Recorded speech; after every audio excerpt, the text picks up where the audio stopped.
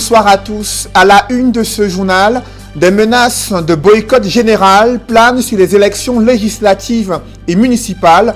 Le SDF envisage de se retirer de cette compétition électorale en raison de la persistance de la guerre dans les régions du nord-ouest et sud-ouest. Le PCRN de Cabral Libby lui aussi s'inscrit dans cette perspective, invoquant de son côté les tracasseries administratives et les délais courts pour la constitution des dossiers de candidature. Dans un contexte préélectoral de plus en plus tendu, le gouvernement, dos au mur, va-t-il accéder aux conditions préalables de ces partis politiques pour l'organisation sereine et transparente des élections au Cameroun? Élément de réponse à suivre en ouverture de ce journal. À l'occasion des 16 jours d'activisme contre les violences faites aux femmes, la société civile soulève un problème crucial au Cameroun. Le silence coupable de la famille reste un obstacle majeur pour lutter contre ces fléaux. Comment en est-on arrivé là? Quelle nouvelle stratégie durant ces 16 jours d'activisme contre les violences faites aux femmes? Nous en parlerons au cœur de ce journal.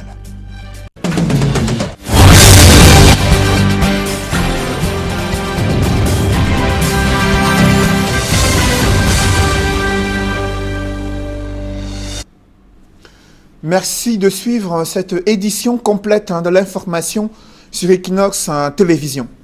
La météo politique présage de fortes perturbations sur les élections législatives et municipales prévues en février 2020. Un air de boycott souffle sur ces élections.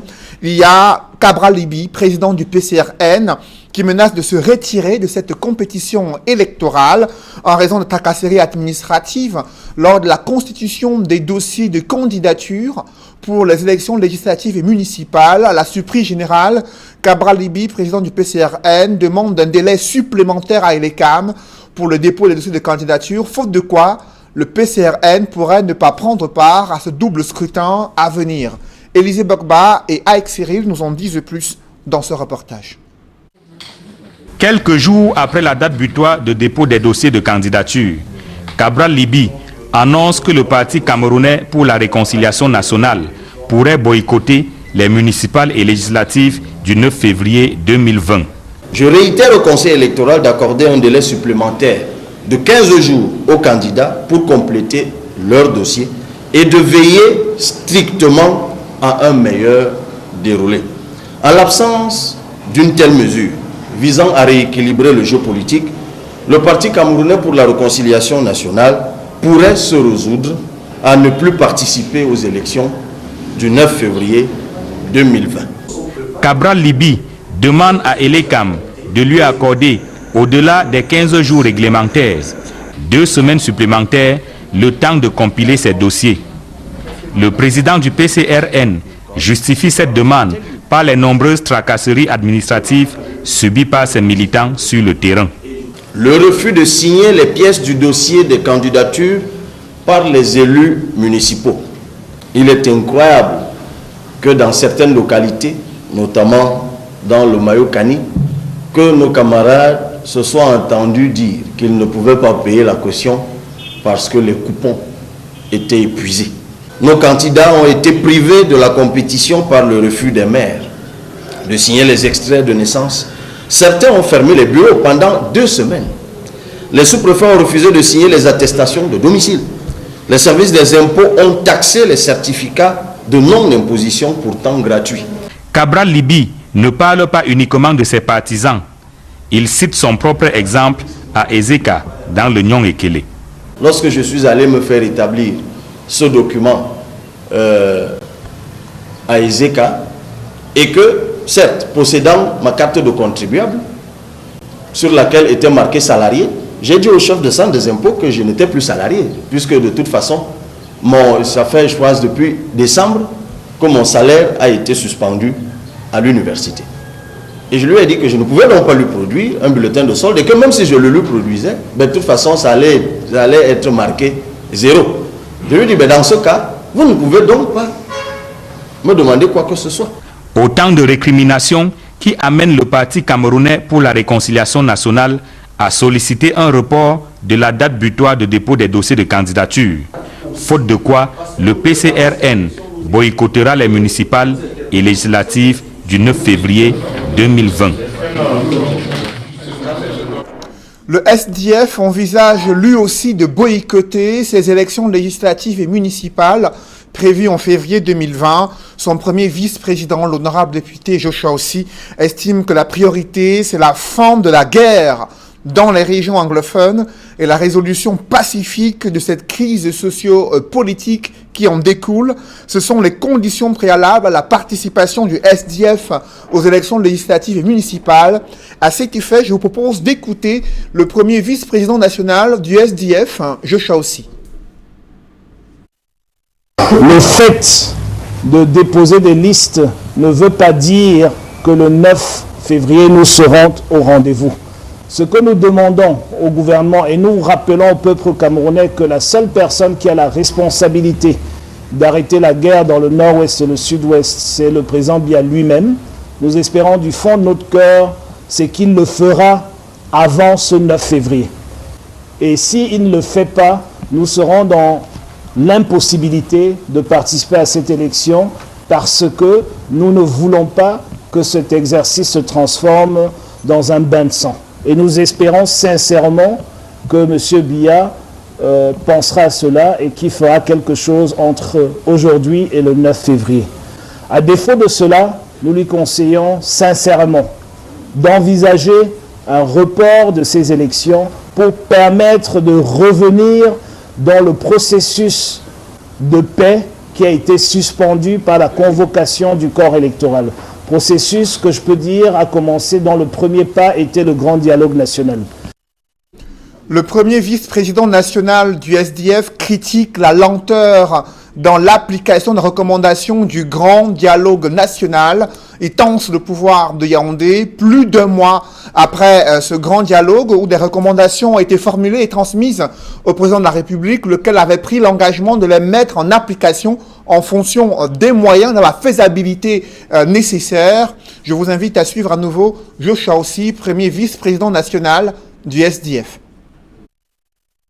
Nous sommes quelque peu surpris, et je dirais même certains d'entre nous choqués, du fait que, amené à la deuxième semaine de la session de novembre, nous n'avons encore aucun élément de ce grand dialogue national présenté sur la table de la conférence des présidents de l'Assemblée nationale.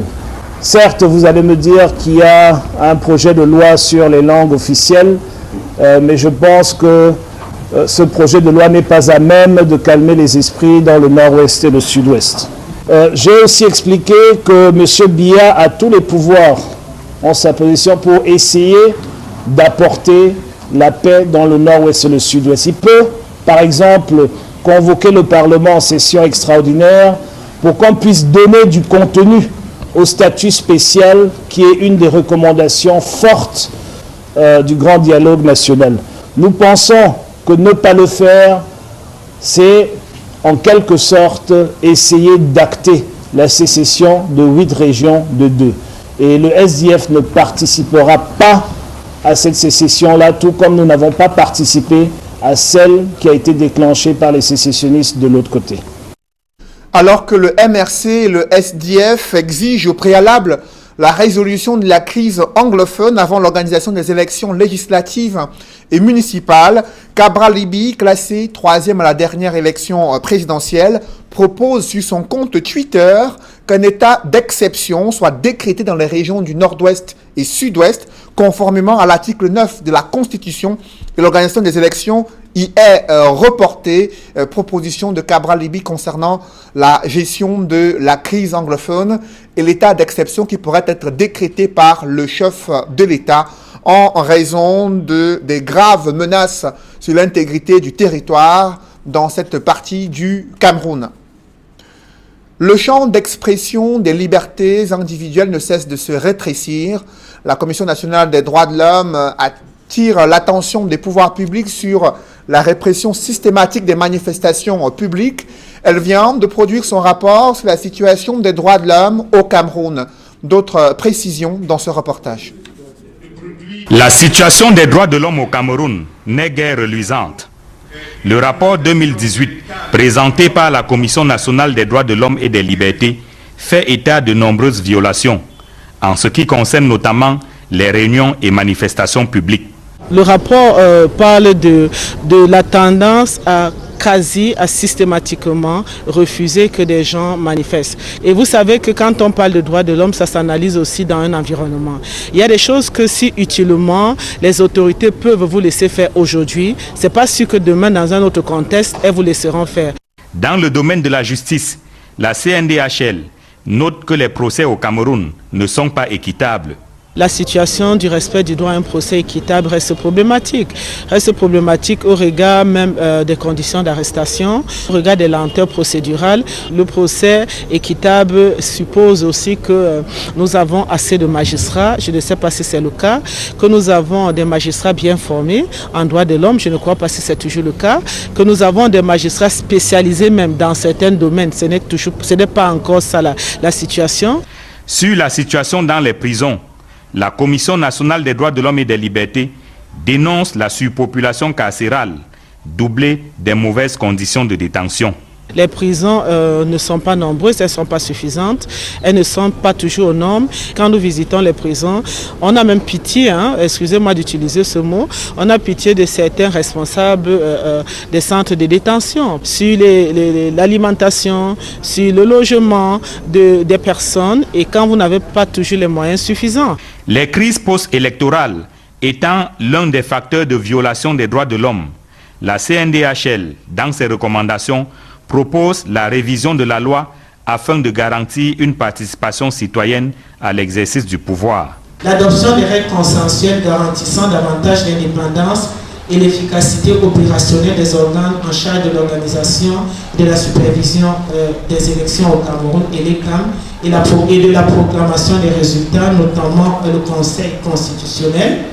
L'élection présidentielle à 2 tours, afin de renforcer la légitimité du chef de l'État et de mieux structurer le paysage politique du Cameroun autour des acteurs politiques majeurs. Le rapport porte sur l'année 2018, mais la Commission nationale des droits de l'homme et des libertés est bien consciente que les choses peuvent avoir évolué dans le bon sens en 2019. En 465 pages, le rapport annuel 2018 se décline en 6 titres qui posent la problématique du respect des droits de l'homme au Cameroun.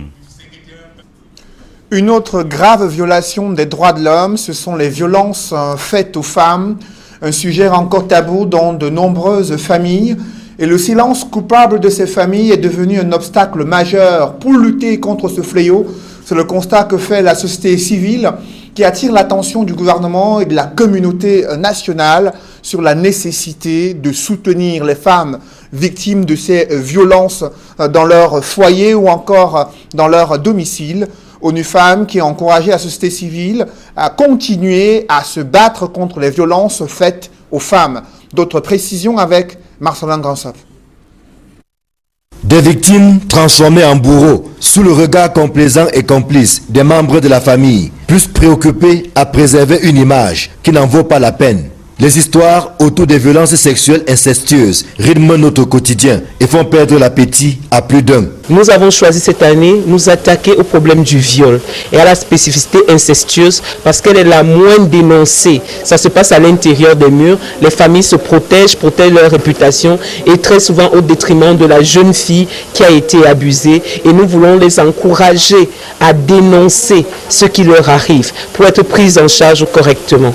Et le plus dur pour les victimes est de rompre le silence. C'est pas évident, c'est pour ça que nous procédons par des cellules d'écoute que nous voulons installer. Le fait de dénoncer va au moins soulager la jeune femme. C'est le conseiller d'orientation, le spécialiste qui va juger de l'environnement familial s'il est propice à une dénonciation judiciaire ou pas, au mieux des intérêts de la victime. Mais au moins la victime pourra se soulager et écouter quelqu'un qui va lui dire quelque chose d'encourageant. Les 16 jours d'activisme contre les violences faites aux femmes permettent de donner un coup de pied dans la fourmilière. La campagne qui court jusqu'au 10 décembre reçoit l'onction du groupe X Malaya qui vient de percer l'abcès dans l'une de ses chansons. Je ne vous souhaite pas de rencontrer une victime.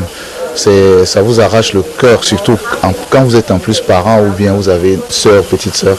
Vous imaginez votre soeur ou votre fille à la place. Il est important que nous parlons de ce phénomène-là qui va grandissant même et qui touche plusieurs personnes.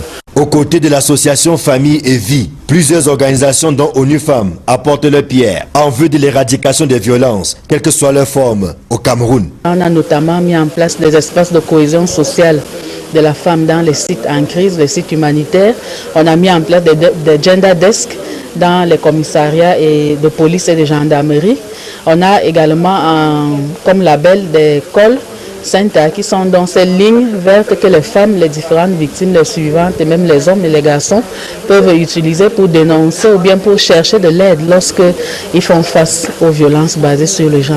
Sensibilisation et causerie éducative dans les établissements scolaires et formation des conseillers d'orientation constituent quelques temps forts des 16 jours d'activisme contre les violences faites aux femmes.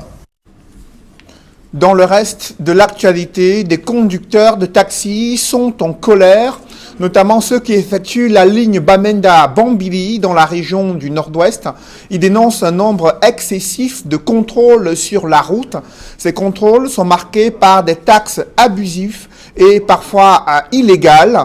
Ils observent un mouvement de grève afin d'attirer l'attention des pouvoirs publics sur ces contrôles intempestifs et ces taxes abusives et illégales qui perturbent leur activité. Ce mouvement de grève a également perturbé la mobilité urbaine pour les étudiants de l'université de Bamenda.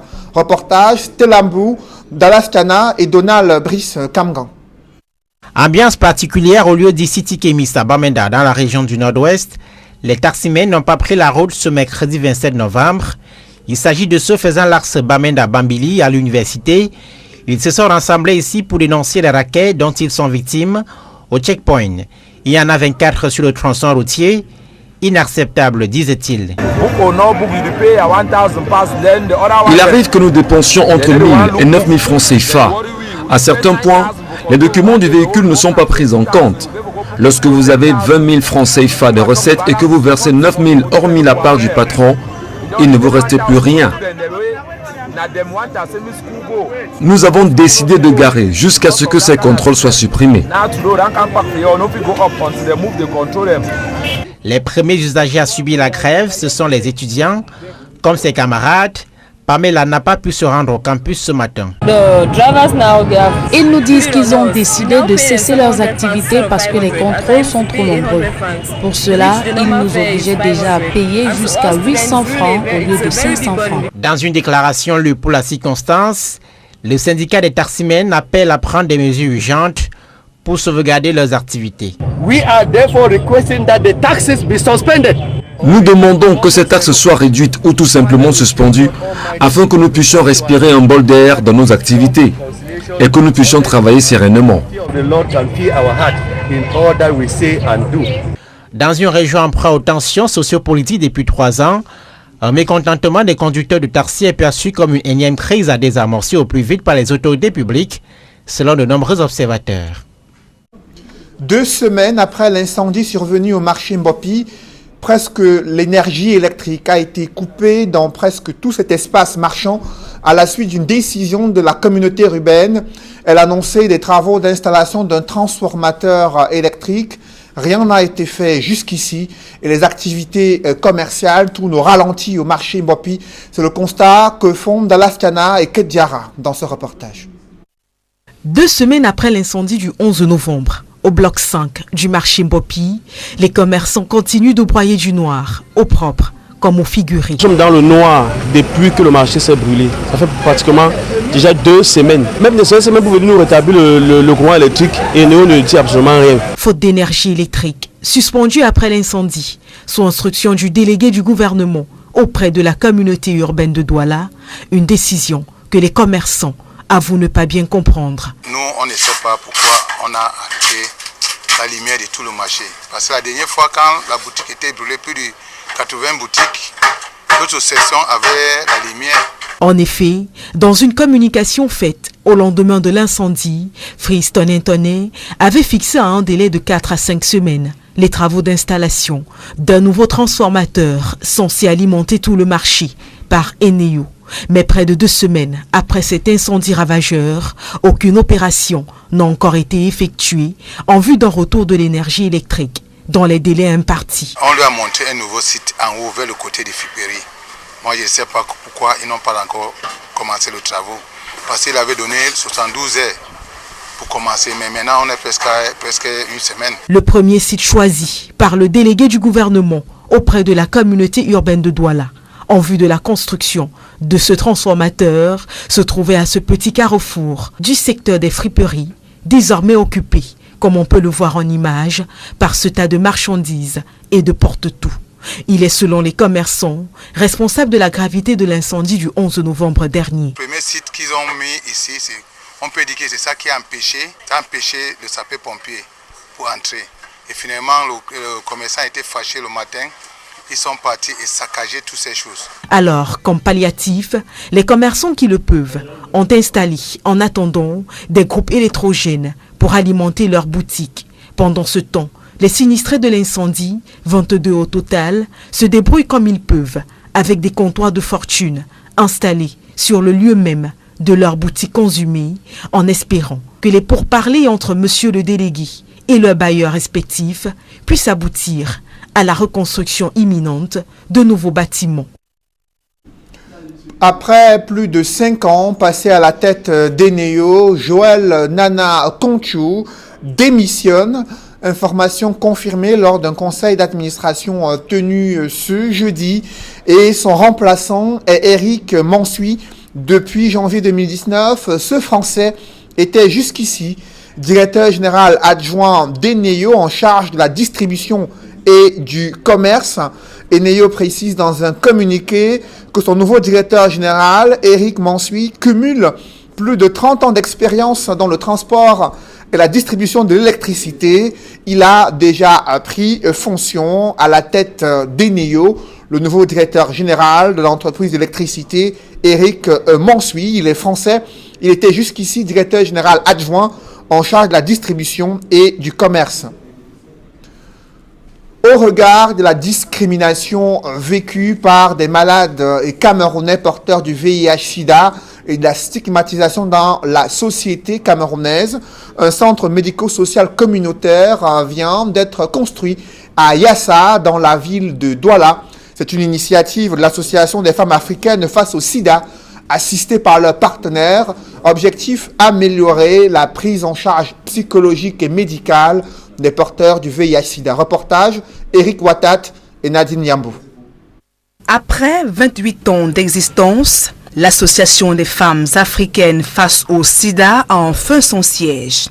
Le centre médico-social communautaire Margaret Sanga, situé au quartier Yassa, à la sortie est de la ville de Douala.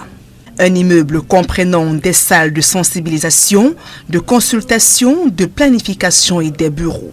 Une infrastructure dédiée à l'encadrement des malades du VIH-Sida. Le centre de la soie littorale est un centre médical communautaire qui offre des services de soins, mais aussi un accompagnement psychosocial. Le précédent centre a été créé en 2003 et nous étions locataires à Aqua. Donc les charges locatives étant lourdes, les pionnières de la soie littorale, par des levées de fonds, ont pu acquérir, comme on vous a dit, ce terrain et avec l'aide d'entreprises locales, de généreux donateurs, les levées de fonds qu'on a réussi à faire au travers de différentes collectes nous ont permis de construire le premier bâtiment du centre. Ainsi fonctionnel, le centre représente un ensemble de solutions aux problèmes qu'éprouvent non seulement les malades porteurs du VIH et les familles à accepter leurs proches vivant avec cette pathologie. Accompagnons sur le plan juridique, sur le plan social, sur le plan psychologique, nos patients, nos bénéficiaires VIH ainsi que leurs familles dans la vie de tous les jours. Donc ce sont des personnes qui sur le plan social sont démunies et n'ont pas beaucoup de moyens de subsistance. Donc nous les accompagnons pour l'introduction des ARV, des antirétroviraux, pour la poursuite des soins, le suivi par les examens médicaux, l'encadrement pour les infections opportunistes, éviter la stigmatisation, éviter l'exclusion par des conflits juridiques. Évalué à plus de 110 millions de francs CFA, ce joyau architectural est le fruit des efforts des partenaires et des âmes de bonne volonté. L'Association des femmes africaines face au sida remercie tout ce beau monde qui leur a permis de sortir de plus de 17 ans de location et qui coûtait cher à l'association, empêchant une prise en charge maximale et efficiente. Le centre est bien tombé à point parce qu'il y a une action sur la toxicomanie, prévention de la toxicomanie. Et donc dans ce cadre-là, c'est dans ce cadre-là que nous sommes aussi donc partie prenante, bienfaiteurs et puis organisateurs pour tout ce qui concerne donc la prévention de la toxicomanie auprès des jeunes. Ancien directeur de l'hôpital La Quintinie de Douala, l'actuel délégué du gouvernement auprès de la communauté urbaine, le docteur Friston Intoné, a vu le projet naître sous ses yeux. Je suis agréablement surpris de la solidarité qui anime cette association La Soie, un mouvement que je connais depuis plus de 20 ans, puisque j'ai vécu sa naissance. J'étais encore médecin et directeur de l'hôpital La Quintinie. Plus de 20 ans, ce n'est plus l'essai. C'est déjà dans ce genre d'entreprise la maturité. C'est pour cela que certains pionniers nous ont laissé. Malgré cela, l'œuvre continue. À la suite de l'inauguration du centre médico-social communautaire, la pose de la première pierre du bloc médical Berthe-Bello a été effectuée. Il sera ouvert au grand public de la capitale économique Douala pour divers soins médicaux. Et l'ouvrage est évalué à près de 125 millions de francs CFA. Un conseil de cabinet s'est tenu ce jeudi à l'immeuble Étoile à Yaoundé. Le gouvernement a planché sur une nouvelle stratégie de développement économique du pays, axée sur l'amélioration de la gouvernance, l'amélioration du taux de croissance pour le rendre plus inclusif et améliorer le quotidien des populations. Le ministre de l'économie a présenté ce plan lors de ce conseil de cabinet qui s'est tenu dans les services du Premier ministre à Yaoundé. Dans l'escale internationale, l'expulsion de l'ambassadeur de l'Union européenne au Bénin suscite de vives réactions dans ce pays d'Afrique de l'Ouest. Ce diplomate a été accusé d'activités subversives, également d'ingérence dans les affaires internes du Bénin, ce qui a provoqué une escalade diplomatique entre l'Union européenne et le Bénin. Le récit des faits avec Michel Ngachou. La décision a d'abord été notifiée à Bruxelles avant d'être portée à la connaissance de l'ambassadeur le 20 novembre dernier. Ce mercredi, à l'issue du Conseil des ministres, le ministre porte-parole béninois, Alain Orunla, a fourni les toutes premières explications officielles et publiques. Il est apparu que cette coopération a été un peu perturbée par ce diplomate qui se laisse aller à des activités que nous pouvons considérer comme subversibles pour notre pays, a-t-il déclaré. Contacté, la délégation de l'Union européenne à Cotonou a choisi de ne rien dire. Selon plusieurs confidences, il a reproché aux diplomates européens une proximité suspecte avec l'opposition. La goutte d'eau qui a fait déborder le vase est cette récente sortie au comité restreint sur les dernières réformes constitutionnelles. Patrice Talon en est informé. Au début de la semaine et selon des indiscrétions, le nouvel ambassadeur d'Espagne, qui présentait ses lettres de créance, aurait plaidé la cause du diplomate viré auprès du chef de l'État sans succès. Monsieur Nété a offert un pot d'adieu au corps diplomatique mercredi soir et s'est abstenu de prononcer un discours. Selon les informations en notre possession, il pourrait quitter Cotonou ce vendredi tout seul. Le gouvernement autorise son épouse à rester quelques jours de plus pour gérer le déménagement.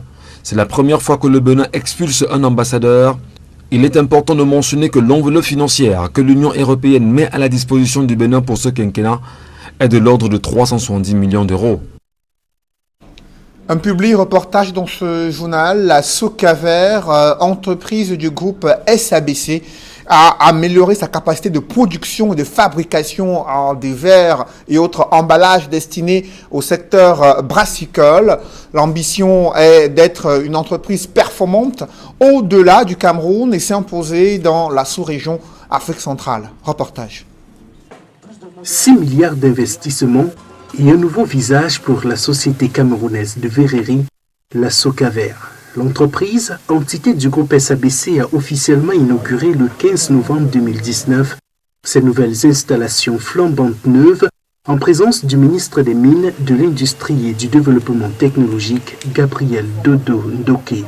Un investissement principalement dans la rénovation de l'activité historique de la Socaver, qui est la fonte du verre et donc la production des bouteilles. Quand on parle du verre, c'est du sable qu'on a fondu, tout simplement.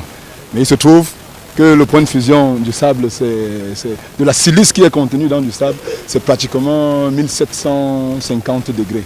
Et dans la nature, on ne trouve aucun matériau qui soit capable de résister à ce niveau de température. D'où la nécessité pour nous d'y intégrer de la soude, par exemple pour baisser un tout petit peu le point de fusion et de la chaux pour restabiliser la matière. Une des particularités de cette nouvelle chaîne de production est le respect de l'environnement. En effet, elle permet d'obtenir des emballages écologiques parce que consignés et recyclables. Dans le même temps, la chaîne est orientée vers une plus grande productivité avec par exemple des préformes pour fabriquer des bouteilles en plastique. Autant d'atouts qui devraient permettre à la Socaver de renforcer sa position de leader sur le marché camerounais, mais aussi sur celui sous-régional. C'est 6 milliards d'investissements, principalement dans la rénovation de notre activité historique qui est l'activité de la fonte du verre et donc de la production de bouteilles, qui permet d'avoir un emballage écologique parce qu'il est consigné et il est recyclable, mais également pour offrir une plus large palette de produits d'emballage aux clients. Et SABC est un client de Socaver, même s'ils font partie du même groupe, des préformes pour faire des emballages plastiques, des bouteilles en plastique. Et là, c'était également un investissement majeur. Aujourd'hui, l'ambition de Socaver est d'être un expert en emballage et de rayonner bien entendu au Cameroun, mais de rayonner aussi dans la sous-région, puisque nous exportons au Tchad, en RCA, au Gabon, nos produits de verre et demain nos produits en préforme. La nouvelle chaîne de production rentre également dans la stratégie de mise en valeur du Made in Cameroun du groupe SABC. Vous pouvez comprendre que cet événement est important pour notre économie en ce sens que il se situe en facilitation pour toutes les entreprises de brasserie, pour toutes les sociétés de brasserie dans l'Afrique centrale avant d'arriver au Cameroun. C'est la seule unité dont nous disposons en Afrique centrale. Et le conditionnement de nos produits va se trouver davantage amélioré. La qualité des produits également sera améliorée. Faut-il le préciser, toute la mise en place de l'infrastructure est la résultante du savoir-faire camerounais et sa maintenance est également assurée par des Camerounais. One team! One goal! One team! One goal! Mesdames, Messieurs, c'est la fin de ce journal. Merci de l'avoir suivi. Juste après cette édition de 20h, retrouvez Serge Alain Autou et ses invités pour le débrief du journal sur le plateau d'Equinox Soir. Serge Alain. Après le professeur Maurice Kamto lundi dernier, 2 autres leaders des partis politiques se prononcent sur leur participation ou non au double scrutin de février 2020. D'abord, le SDF et son premier vice-président qui menacent de se retirer, invoquant eux aussi la guerre dans les régions du nord-ouest et du sud-ouest, insistant sur une résolution préalable de la crise sociopolitique dans les régions anglophones avant de garantir leur participation aux élections législatives municipales.